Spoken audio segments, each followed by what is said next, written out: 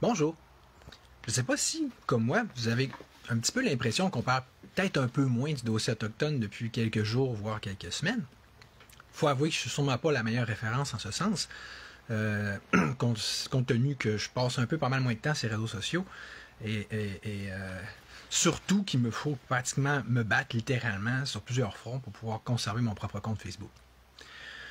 Alors, ceci dit, c'est ça, ma chère amie Denise Xavier, chez laquelle je suis en ce moment, mais qui, comme d'habitude, veut surtout pas qu'on la filme. Donc, on va respecter ça. Ça fait quand même plusieurs fois, elle et son frère aussi, Jean-Yves, qui me parlent d'un certain projet de loi C5, qui est un projet de loi fédéral, ce qui peut-être explique, sans le justifier, qu'on en entend moins parler un peu.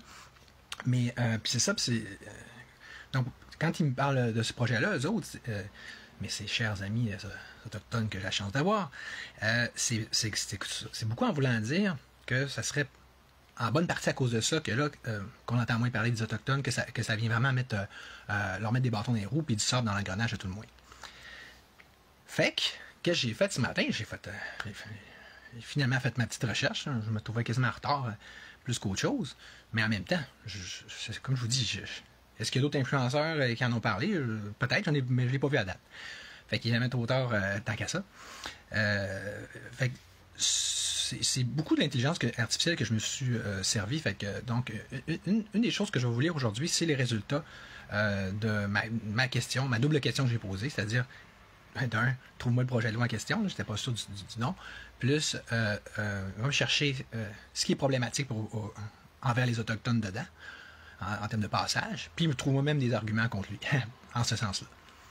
Donc ça, évidemment, le résultat de cette recherche-là, j'en ai fait je veux dire, je vais vous rendre ça accessible. Là. En fait, j'en ai fait un post, puis je vais le mettre sur la description du direct. Tandis que je vais également vous mettre le lien, parce que des fois, quand on fait un direct, là, on peut mettre des articles, là, ce qu'on ne peut pas faire d'habitude sur un post. Fait que je vais vous mettre l'article dont je vais commencer tout de suite à vous lire des petits passages. Là. Ça vient, on va dire, c'est pas le genre de source que j'ai d'habitude, là, mais le Climate Action Network, parce que c'est un projet dont on peut dire qui est contre l'environnement et les peuples autochtones. T'sais. En résumé, c'est aussi simple que ça. Deux choses qui, en passant, on devrait pas mépriser puis négliger puis encore moins fouler de nos pieds d'aucune façon à aucun moment. T'sais. Or, regardez, écoutez, on va commencer par s'occuper de l'environnement un peu. Ce que dit l'article du Climate Action Network, il dit, parmi ses nombreux défauts, le projet de loi C5 n'oblige pas les décideurs à tenir compte des effets négatifs d'un projet sur l'environnement lorsqu'ils déterminent qui est dans l'intérêt national. Fait que là, voyez-vous le genre de petite carte Joker, là, de petite... de petits lapins dans leur sac qui ont sorti ce coup-là, c'est dans l'intérêt national. Puis tu sais, hein, je sais pas s'il y en a qui m'ont suivi dans mes lives précédents, mais tu sais, quand je parle de totalitarisme et d'autoritarisme, mais en passant, une petite image, tu sais, qui m'est venue entre-temps, avec le temps. L'autoritarisme, c'est comme la base, c'est comme la structure, c'est comme l'arbre sur lequel tu peux mettre les branches du totalitarisme. Il faut que tu commences par l'autoritarisme. Puis c'est quoi ça? Ça veut dire qu'on tasse l'état de droit. On n'est plus dans un état de droit où c'est des lois, puis avec plein de contre-pouvoirs, là, puis puis donc, où est-ce que c'est vraiment le peuple qui décide? C'est un État, donc c'est la force finalement. Puis c'est le chef en haut, le dictateur, peu importe, à travers notamment ce qu'on va appeler l'arbitraire. Ça veut dire que c'est pas des codes de loi spécifiques qu'il faut suivre. C'est juste, on veut faire ça, on fait ça. Souvenez-vous l'année passée, quand on a beaucoup, moi puis d'autres, là, mais moi, beaucoup, notamment sur la forme de live, j'ai décrit le projet de loi 50, C63, c'est tout. Il y a toujours cet aspect d'arbitraire-là qui revient, et notamment sous la forme de mots valises, là, de critères vagues, le plus vague possible, comme là, on va dire l'intérêt national. Quand on y va, je suis impliqué avec la DPJ, là, on va en reparler un jour ou l'autre. Ils vont arriver, ils vont dire l'intérêt de l'enfant. c'est le même principe. C'est que là, c'est un fourre-tout, là, puis t'invoques ça, puis ça fait comme un rubber stamp, puis grâce à ça, tout est permis. On peut bypasser le processus, mettons pour en revenir au projet de loi C5, le processus d'évaluation environnementale, et de consultation. OK? En fait, toutes les règles, les lois et lois habituelles. Fait que, exactement comme avec le projet de loi 50. D'ailleurs, je vais vous mettre le lien aussi, en fond, tant qu'à en parler, dans la description sur ma page sur le totalitarisme. Puis vous irez voir surtout la section sur le projet de loi 50, c'est direct ça. Je continue dans ma lecture de l'article. Là, en fait, non, ce que je vais faire là, je vais tout de suite faire un saut dans la section où est-ce qu'il dans la réponse de l'intelligence artificielle, ok? Ce qu'ils me disent, c'est que un des gros problèmes, là maintenant on va parler de l'environnement, on va parler des Premières Nations. Écoutez bien comment elle le formule. L'intelligence artificielle dit une des critiques qu'on retrouve, c'est l'absence de consultation préalable et donc réelle. Autrement dit, il y a l'absence de consultation des Premières Nations avant le dépôt d'un projet de loi. Et en plus de, comme on avait dit, la capacité à passer outre aux lois existantes, là. Mais donc on l'a dit pour l'environnement, mais c'est vrai aussi pour les Premières Nations. Donc ils ont le droit de passer outre, de bypasser finalement les lois comme la loi sur les Indiens, notamment, puis en plus des principales lois environnementales. Une autre façon dont l'intelligence artificielle le résume a dit, les critiques portent le fait que les consultations interviennent après la définition. Le caractère, l'attitude toujours aussi politically correct de l'intelligence artificielle. Hein? C'est très, très, très poli et très gentil, là, et donnant beaucoup dans l'euphémisme. Fait que, en fait, donc, tu sais, parce que ça ne fait pas juste limiter la portée réelle. On s'entend-tu qu'une consultation après l'adoption d'un projet de loi, il n'y a pas d'effet réel. C'est comment ça vient flusher, saboter et scraper ça complètement. C'est d'insulter le monde, de rire d'eux, puis de dire vous parlez dans le vide. Right? Bon. Fait que un autre petit passage de Perplexity a dit l'absence de consultation significative, hein, donc réelle significative, la définition restrictive de l'intérêt national, on va y revenir, qui exclut les priorités et les perspectives des Premières Nations. Fait que bon, tant qu'à en avoir parlé, je vais revenir un peu sur cette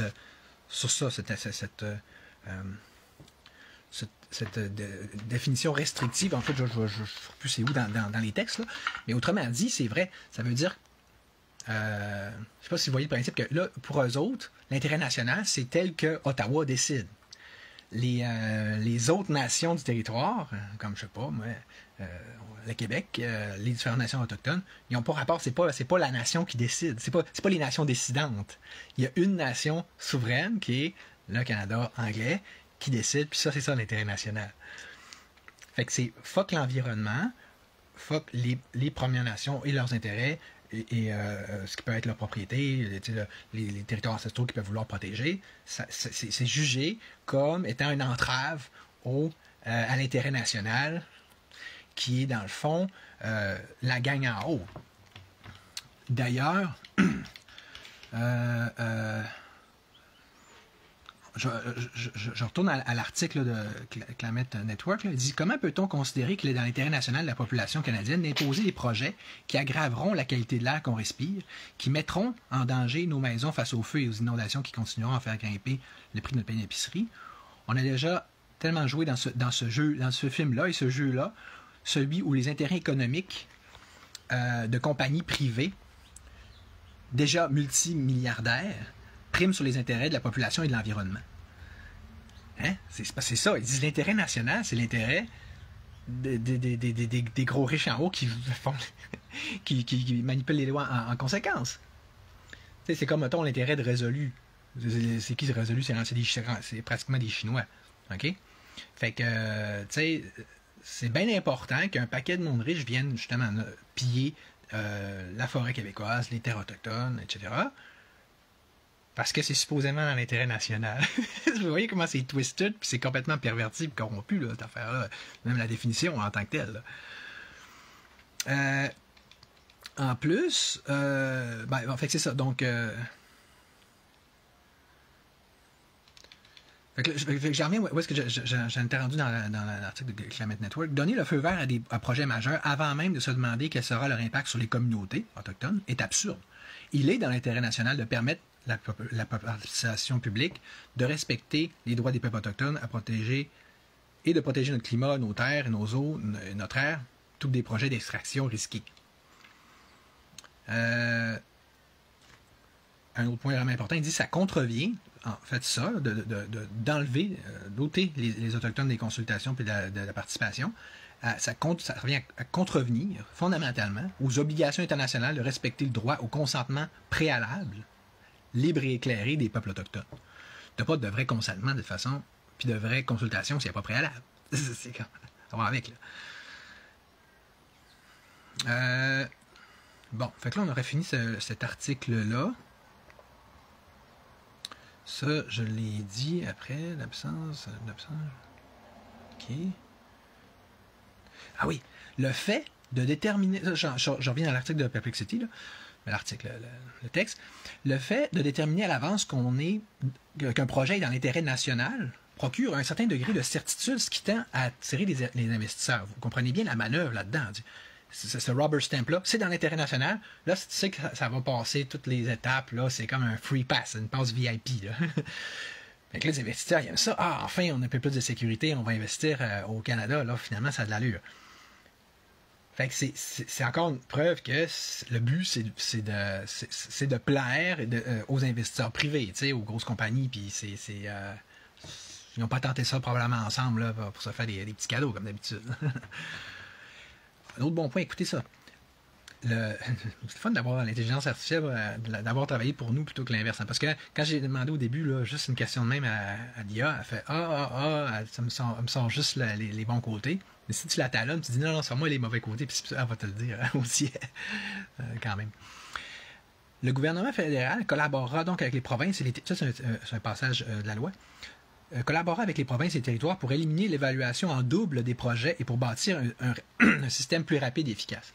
Quelqu'un pourrait me dire ça, ouais, quelle sorte de libertarien que t'es, Charles Olivier, t'aimes pas ça la bureaucratie, puis la maison qui rend fou, puis le zigonnage administratif a pu finir, tu sais. T'as peu. Oui, mais pas pour le but de centraliser encore davantage le pouvoir. Le contraire, l'idée, ça serait. Parce que là, je suis à Mastoyage, si tu veux, dans une drôle de place un peu éloignée du conseil de banque. Mais c'est pas bon pour le signal, c'est sauf que c'est bon pour m'inspirer. Comme je vous ai donné, j'ai ma muse ici pour me craquer en information, puis de par toute sa scandalisation sur ces choses-là, puis d'autres que je vais vous nommer après. Fait que donc, le gouvernement. Voici l'argument qui m'est donné par Perplexity elle-même. Elle dit cette centralisation et cette accélération sont vues comme des risques de réduction des espaces de contestation et de défense des droits autochtones. En fait, des droits tout court. Hein? Tu aurais bien compris que plus tu centralises le pouvoir, moins le petit citoyen qui dame a son mot à dire. Hein? Et sur quoi que ce soit. C'est pour ça que tu vois que l'autoritarisme, même fondamentalement, logiquement, inévitablement, au totalitarisme. Ça veut dire que là, l'État, après ça, peut faire qu'est-ce qu'il veut dans ta vie. Non, mais il n'y a plus de contre-pouvoir, il n'y a plus rien, puis tu peux pas rien dire. Fait que finalement, tes terres autochtones, on va les raser, parce que c'est ça. Puis ton fils, on va te l'enlever, parce que c'est ça. Oui, parce que nous, on a décidé ci, pis ça. Fait que, puis là, en plus, c'est Ottawa. Ça, on a encore moins de reach, on a encore moins de réel pouvoir là-dessus. Donc, je sais pas si vous voyez que, tu sais, comme je le dis tout le temps, la vraie solution, c'est le libertarisme, donc la décentralisation du pouvoir au maximum. Mais ça part. On s'entend-tu que la première étape pour ça, c'est de faire la souveraineté, là. Regardez qu'est-ce que ça fait, là. Et puis, de la couronne britannique, là. Tu sais, il va falloir qu'on mette un peu de ménage là-dedans, puis qu'on se simplifie un peu tout ça, puis qu'on se donne des chances, là, tu sais. Si on avait juste le goût, puis provincial à gérer, on s'entend que ce serait déjà bien assez, là, tu sais. On n'est même pas capable, en fait, de le gérer dans le moment. L'intérêt... je l'avais-tu dit tantôt, ça? L'intérêt national est défini sans intégration réelle des priorités. C'est vraiment dans les arguments qui sont donnés par Perplexity. Des priorités, des perspectives et des droits des Premières Nations, ce qui marginalise leurs voix et leurs besoins dans la prise de décision. Bon. On dit la même chose, mais autrement.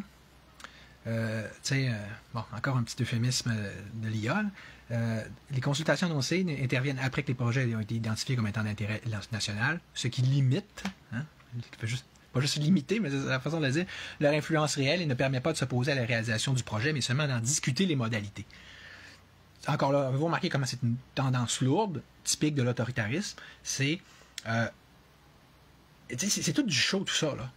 On va faire des consultations, mais ça va être avant. Si on est chanceux, ça va être avant. Typiquement, ça va être après.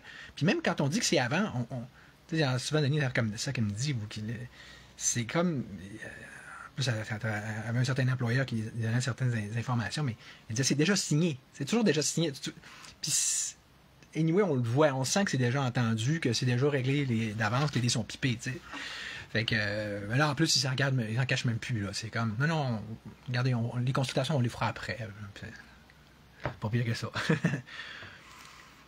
Fait que c'est ça. Fait que donc là, on peut discuter des modalités. Fait que si t'es un peu chanceux, ils vont changer telle grenaille, telle pinotte qui est plus tannante, vraiment plus agressante, plus insultante. Fait que, puis là, ça s'est vu comme... ça m'est arrivé avec mon procès contre Facebook aussi. T'as tellement de problèmes, là, ils font tellement de problèmes que là, ça enlève 2-3, là, t'es aussi bien de compter chanceux, puis il faudrait que j'enlève ma poursuite. OK. Si c'est comme une constellation, là, le problème, on va enlever une étoile, puis compte-toi chanceux. Puis on ne peut pas parler de la constellation dans son ensemble, de la figure centrale, le fond. Non, quand même pas. Bon. Fait que ça, c'était le projet de loi C5. Comme vous pouvez voir, c'est majeur. Là. Oui, on peut comprendre que ça limite... En fait, c'est le fait que ce que ça vient faire dans l'actuel processus de revendication des droits autochtones, c'est que ça vient montrer que ultimement, on fait ça pour rien. Dans le sens, les gens ont fait rien ne va plus. Puis ils ont ce projet de loi C5-là qui, justement, doit déjà être en implantation, doit déjà être considéré comme étant en vigueur. Fait qu'ils font ce qu'ils veulent. Ils font ce qu'ils veulent, indépendamment des lois, tout ça, c'est ce qui est l'autoritarisme. Puis, dans n'importe quel aspect de nos vies, ce qui est du totalitarisme, tandis que le totalitarisme implique aussi qu'on il y a un discours unique, il y a une vision unique auquel on peut souscrire, qui est celle du gouvernement et des médias, bien sûr. Puis l'opposition, elle n'a pas sa place. Quelqu'un me disait dans un post récent, disait « Oui, mais on n'est pas encore tout en prison. » Il y a plusieurs façons de flusher l'opposition. Ça, juste de l'ignorer, de ne pas en tenir compte, c'en est une. Même sous Staline, Staline lui-même ne mettait pas tout le monde en prison. Pour une personne en prison, il va y en avoir 10 qui ont perdu leur job. Tu comprends? Ça, c'est aussi du totalitarisme, OK? Puis, je veux dire, écoute, mettez-vous à la place des Premières Nations. Quelqu'un, il arrive, il vient bulldozer tout ton chez vous. C'est pas mal dans ta vie privée, ça, là. C'est pas mal dans ta vie à toi. C'est ton terrain, c'est chez vous, tes familles ont toujours été là. Tu sais, c'est ça le totalitarisme, c'est qu'on rentre dans ta vie. On t'enlève ton enfant, on t'enlève ton terrain, on t'enlève... Tu sais, t'as plus rien, dans le fond, OK? En gros, là. Et t'es censé être heureux. L'État est toujours de plus en plus invasif. On est en train de s'infiltrer, de s'ingérer partout. C'est ça, là. Là, on va faire un changement de sujet, mais je veux dire, tant qu'à parler des Autochtones, on va en parler au complet. OK? On va parler aussi de qu'est-ce qu'on ne parle pas d'habitude. Avec différents points. Ça va avoir l'air un peu de coq à l'âne, mais je ferai un fil conducteur par la suite. Je vous parle de choses que Denise me dit, très concrètes, là. Et notamment sur la réserve. Premièrement, l'immigration massive. Hein? Les immigrants. Là, on va juste en parler un petit peu. On sait là, tous les avantages qu'ont les nouveaux arrivants ici qui arrivent, ça en est faramineux. Je vais vous mettre un autre lien d'ailleurs, vous irez voir la première section en haut. Il y a beaucoup de choses qui ont été réveillées, par exemple, par Maxime Ouimet, qui fait une bonne job à ce niveau-là, il faut bien que je le dise. Puis une des choses, ça, je ne sais pas si vous le saviez, en tout cas c'est Denis qui me disait ça, dans la première année, les immigrants, soit l'inter gratuit, that's it. Alors que les gens ici, ces réserves, souvent, il faut qu'ils payent. on privilégie les immigrants non seulement sur les Blancs, mais sur les Autochtones. Ça, c'est avoir une logique quelque part, là, je ne sais pas trop laquelle. Là. Mais, puis c'est ça, vu que il y a puis c'est relié, là, c'est que vu qu'il y a une explosion de demandes au niveau médical, des soins dentaires en général et puis des soins dentaires en particulier, à cause, en bonne partie, de l'immigration massive, mais aussi dans les réserves, comme je vais vous en parler tantôt, OK? Dans quelques secondes. Ben là, ça fait pour effet que là, tu te ramasses, que ce soit vrai autochtone, une première génération ou sur la réserve ou quoi, faut que ce soit, tu te ramasses sur une liste, faites la queue comme tout le monde, puis prends ton numéro, tu sais. Puis comme de fait, en fait, au bout du compte, tu passes en dernier. Là. Tous les immigrants, puis les nouveaux arrivants, les nouveaux autochtones vont passer avant toi. D'ailleurs, on va en parler de ça. OK? Parce que le cœur de la question, je n'avais parlé dans d'autres vidéos avant, mais je vais le rappeler là parce que on ne peut pas trop en parler. Personne n'en parle d'abord. Puis tu peux pas me le rappeler, Denise, hein? La loi qu'ils ont faite, Trudeau, là, puis tout ça, là, qui a changé le statut de qui a sa carte autochtone, là, tu sais. Parce qu'avant ça, quand tu étais en réserve, tu n'avais pas le droit au service de la communauté. Non, je sais, de ça, je vais en parler. Mais ce que je veux dire, c'est, parce qu'ils ont changé. Avant ça, c'était pour être autochtone, pour avoir ta carte, il fallait que tu sois, je sais pas, telle génération, troisième génération, je sais pas. Troisième génération, mais là, tu es rendu plus que trois, là. Un exemple, moi, je suis plus autochtone. Ma fille est métisée. Mon petit-fils, lui, il n'est pas capable d'avoir sa carte. Ouais, je sais. Mais tu sais, c'est parce que, autrement dit, c'est que, tu sais, c'est le gouvernement Trudeau, je pense, qui a fait ça, là. C'est que, tu sais, si ton arrière-grand-mère, elle a marié un blanc, elle est autochtone, puis elle a marié un blanc, ben là, toute la génération devient autochtone, tu sais. Puis c'est, tu sais, supposément pour favoriser de l'équité, OK? Mais là, au final, ça fait en sorte que dans l'espace dans le temps de le dire. Puis c'est tout. Souvent, ces nouveaux autochtones-là ont la peau aussi d'ange que moi. Souvent, ils ne restent même pas sur la réserve. Ils ont tous les mêmes droits, y compris celui de voter. Fait que ton exemple, s'ils restent à Chicoutimi, à la baie, quand c'est le temps de voter, d'un, ils vont le faire par anticipation, puis de deux, par téléphone. Alors que, comme dit Denis ce matin, elle, longtemps, elle a resté à Robert-Vert, restait à d'autres villes, jamais qu'elle a eu ce droit-là, tu sais. C'est comme, eux autres, ils arrivent, ils ont tous les droits. C'est comme si, déjà, en plus qu'eux autres, on dirait qu'on facilite l'accès à la carte autochtone, on donne plein de nouveaux bonus qu'il n'y avait pas avant. Tu sais, la même dynamique qu'on voit avec l'immigration massive. Là. On fait rentrer plus de monde qui ont plus de bonbons et de nananes. Tu sais. Un autre exemple. Tu sais, avant, c'était juste les Autochtones sous réserve qui avaient une exemption de taxes à l'achat d'une nouvelle voiture, d'un nouveau bateau, de meubles, de matériaux de construction, de transport médical, en fait, d'accès au transport médical gratuit même. Puis, tu sais, donc, des gros trucs comme ça. Puis là, en même temps, qui facilite, donc, qui baisse les critères pour devenir avoir un statut autochtone, tout d'un coup, tous ces avantages-là sont aussi accordés aux Autochtones ou nouveaux Autochtones hors réserve. Puis comme disait donc Denise, elle encore là, elle restait bien longtemps à Robertval, tout ça, elle n'a jamais eu. Elle était en réserve, mais elle n'a jamais eu loin de ça. C'est vraiment comme les petits nouveaux qui ont toutes, là. Les chouchous, là, tu sais. Puis comme en plus, comme elle me disait, moi je prends des notes, je vous lis les notes que j'ai prises dans ma discussion avec elle. De toute façon, elle ne veut pas que je la filme. Souvent, on peut dire ils vont être indiens quand ça fait leur affaire. D'un, vu que ça ne leur paraît pas dans le visage, ils ne commenceront pas à en parler à leurs voisins ou à tout le monde, je suis autochtone, et puis ça, puis c'est important les autochtones. Puis tu ne verras pas nécessairement dans les manifs, tu ne verras pas nécessairement dans les blocages. Tu veux dire, un peu avec un peu de chance, ils vont venir à un parois, ils pratiquent-tu le mode de vie ancestral, vraiment pas sûr. En fait, typiquement, c'est pas le cas. Je ne sais pas que c'est jamais ça, mais c'est. Le mode de vie, de toute façon, il se perd même parmi les gens qui sont autochtones qui sont sur la réserve, tu sais. Fait que, Fait que, tu sais, comme, encore une fois, je cite Denise, elle dit, avant de donner ces avantages-là, vous ne pourrez pas commencer par vous occuper de ceux qui sont déjà sur la réserve, puis qui ont même grandi là. Sauf que, comme elle dit, si tu dis ça, t'es raciste.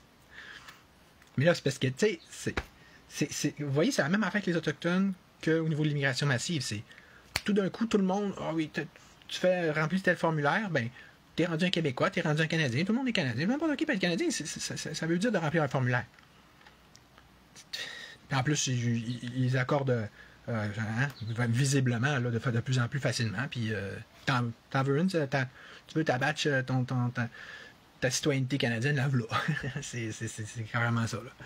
Aussi simple que ça. Puis là,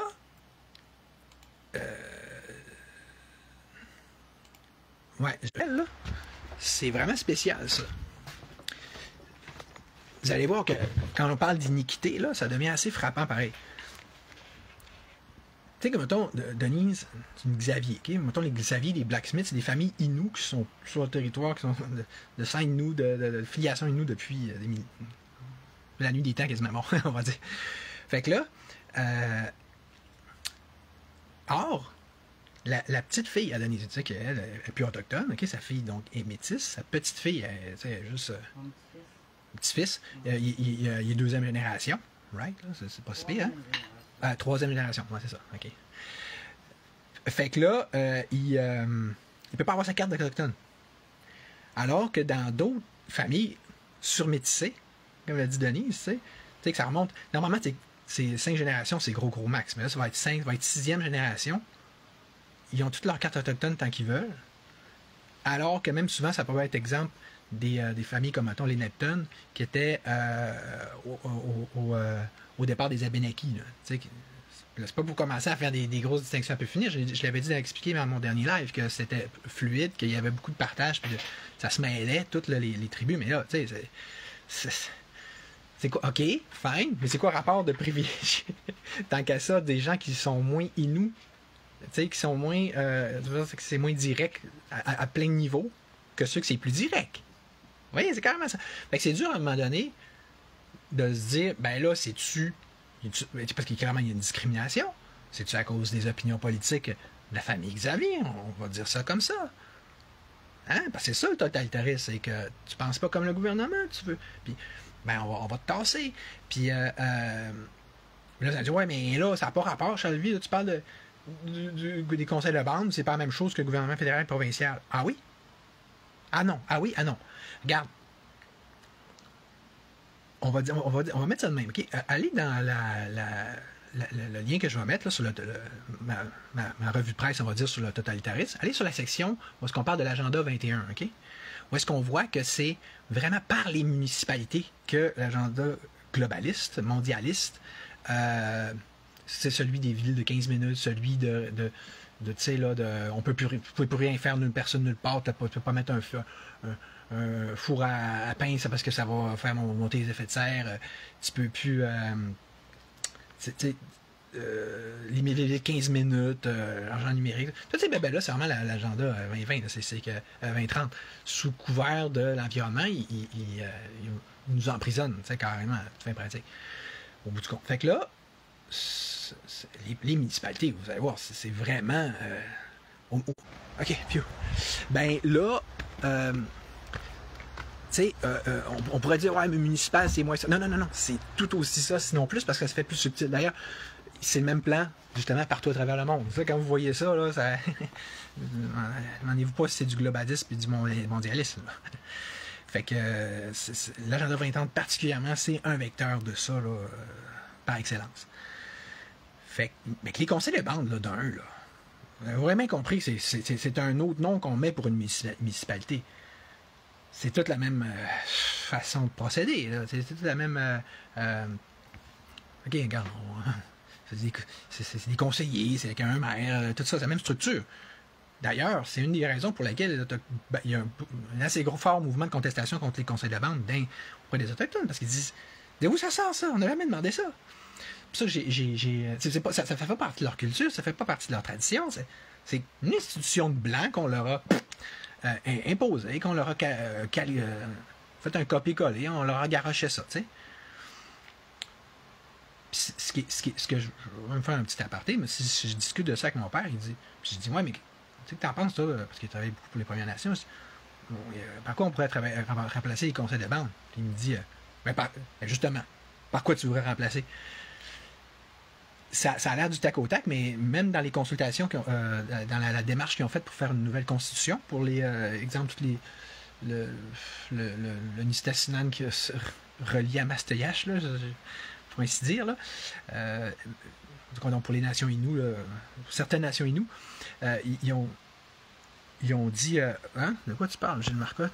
J'ai pas vu tes commentaires. Tu me dis, il faut que je te réponde, mais je sais pas quoi est-ce qu'il faut que je réponde. Là. Peu importe. Pas l'intelligence, de toute façon, votre affaire.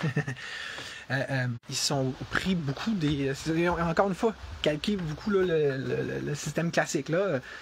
Remarque, là, c'est un peu plus complet. C'est comme si c'était un petit État. Ce qui est déjà mieux, là, fait que, avec un pouvoir judiciaire, pouvoir exécutif, pouvoir législatif, mais toujours de calquer sur les institutions des Blancs.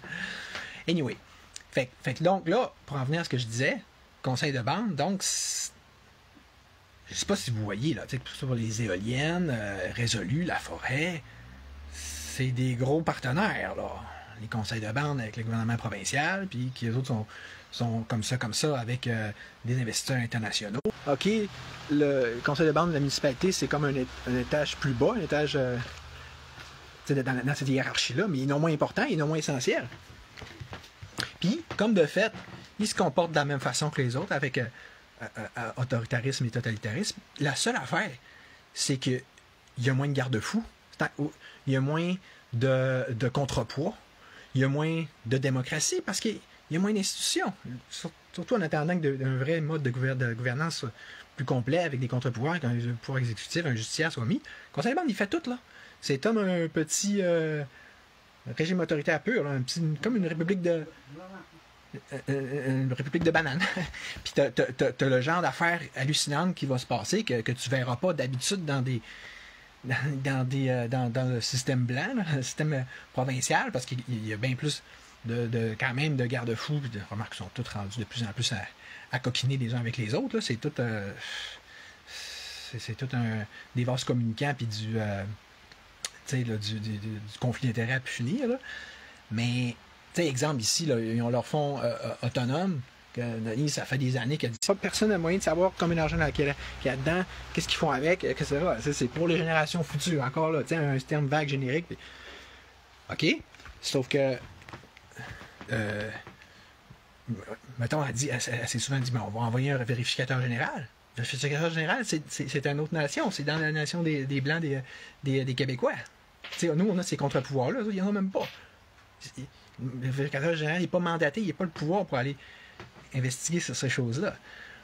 Même si on va poursuivre en justice conseil de bande, c'est pas, je pense pas même pas qu'on puisse. Je pense pas qu'il soit, mettons, la Cour supérieure, ces cours-là, il y a autorité sur nous autres, il faudrait que j'investigue, mais qu'elle m'avait donné, puis qui va vous montrer le genre d'aberration qu'il peut avoir. Ici, il y a ce qu'on appelle Innu Aitun, OK?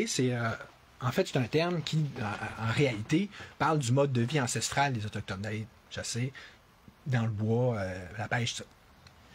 Mais dans les faits, la façon que c'est souvent employé, c'est en voulant dire, je vais avoir mon Innu Aitun, en voulant dire que c'est comme un montant que les Autochtones peuvent toucher, qui est normalement octroyé par le conseil de bande, puis qui va leur permettre d'être payé, si tu veux. Bon, c'est-tu une bonne politique, c'est-tu pas une bonne politique, je sais pas. Vous voyez bien quand même la bonne intention en arrière de ça. Bon. On va dire Denise, ici, elle connaît une personne qui a eu 3 000 $ de suite, 2 années de suite, pour se pratiquer son Innu Aitun-là, plus du gaz payé pour aller dans le bois.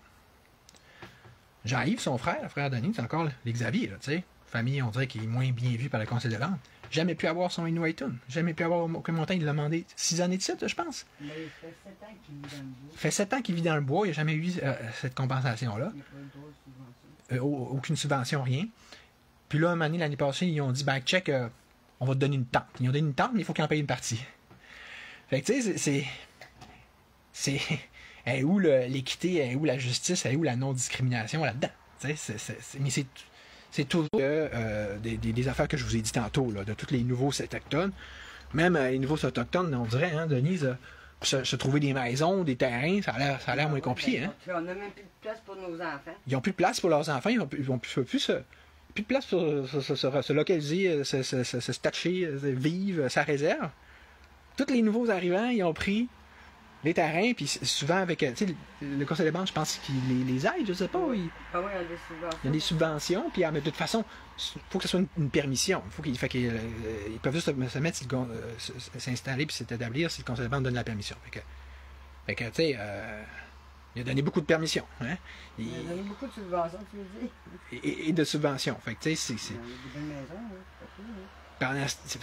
Fait que là, ces nouveaux arrivants-là, ils ont l'air à être choyés, à être privilégiés, à être encouragés à s'en venir. Mais, tu sais, Mathias, je sais pas, Danny, tous les neveux à Denis, il faut qu'ils s'en aillent ailleurs. Ils n'ont pas de place à la réserve. C'est hallucinant, là. Fait que, tu sais, en tout cas. Donc, ça va pas bien, là. On parle de la forêt, des territoires, c'est vrai, c'est sûr. Regarde, vous voyez, je suis pas en train de dire que je m'en fous. Moi-même, je suis allé, j'ai fait ce que j'ai pu. On est plusieurs qui sont sur ce dossier-là, mais personne parle des réserves. Puis comment que c'est mal géré, comment que c'est de la n'importe quoi, carrément, la gestion par les conseils de bande. Fait que, tu sais, puis les municipalités, c'est guère mieux, hein, on va dire, hein. C'est toute cette pyramide-là, là, on va dire fédéral, provincial, municipal, conseil de bande,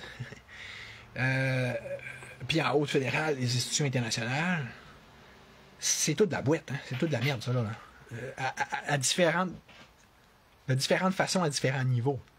Mais c'est toute la même boîte, la même modus operandi, le même. On a décidé pour vous, puis supposément dans votre intérêt, mais clairement, ça ne l'est pas. Puis, c'est ça. Fait que, tu sais, c'est ça. Comprenez-vous maintenant pourquoi je fais ce que je fais?